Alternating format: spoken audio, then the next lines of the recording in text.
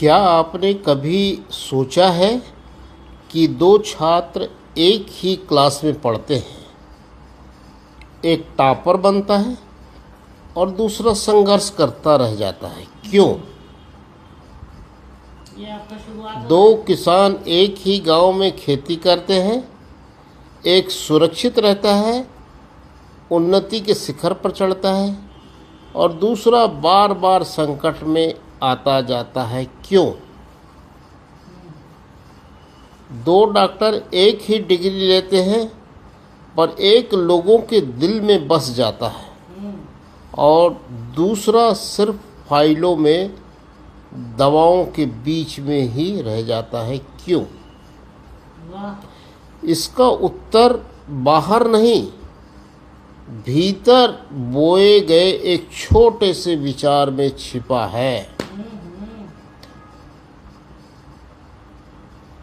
मैं किशोर बिसेन बोल रहा हूँ, पूर्व वन अधिकारी हूँ।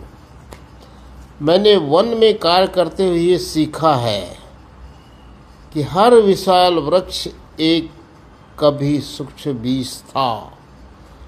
ठीक उसी प्रकार एक छात्र यदि यह विचार बोता है कि मैं रोज उत्साह और ध्यान से पढ़ूंगा, तो यही छोटा सा विचार उसे कर्म की ओर ले जाता है।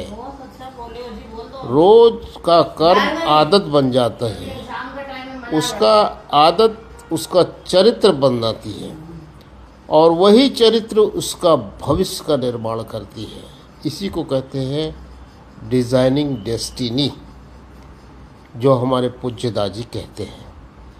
एक शिक्षक यदि यह विचार बोता है कि हर छात्र में क्षमता है कुछ बनने की, तो उसका व्यवहार, उसकी कार्यशैली, उसकी पढ़ाने की शैली प्रेरणा बन जाती है।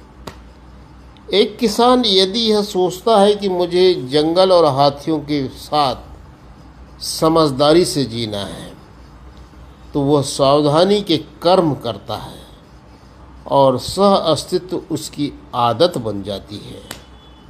मैंने मानव हाथी संघर्ष क्षेत्रों में देखा है, डर एक विचार भीड़ की ओर, हिंसा की ओर ले जाता है,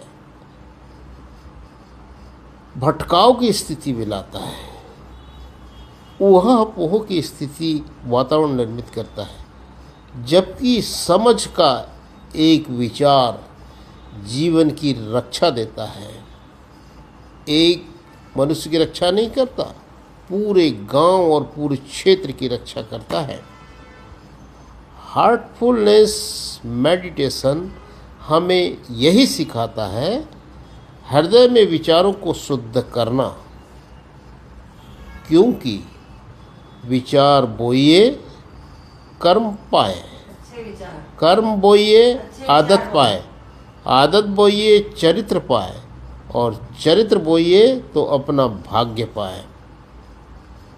यही यह संदेश उपयोगी लगे तो अपने विद्यार्थियों, साथियों, परिजनों और मित्रों के साथ में साझा जरूर करें।